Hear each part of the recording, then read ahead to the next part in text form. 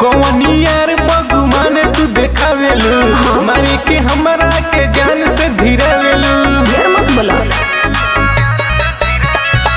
कौनियार बगुमान तू देखावेलू मारी के हमरा के जान से धीरावेलू। अरे गौना में तुम बाकी भेजा हमर सुन कदी सुना। अरे बोलो बेटा फरेगा ना धुन को देही लभर पर सामान हट खून को देही।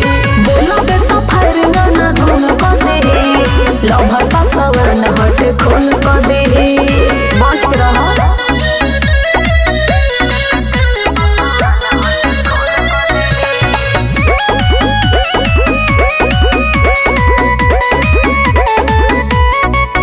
जानी बुझा तू अबर डर नहीं खे मोरा जान के।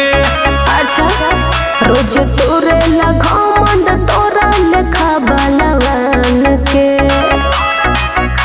बुझाए। जानी बुझा तू अबर डर नहीं खे मोरा जान के। रोज तोरे लगा मंड तोरा लेखा बलवान के। अरे देखो तनी फेल हमर कैसे जुनून कदी।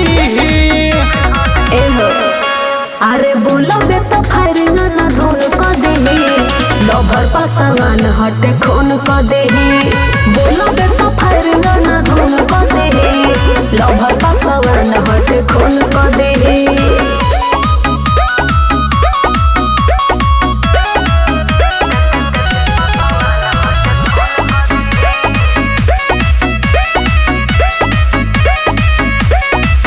मुनीलाल पर तू मन कबो न मानी हार हो।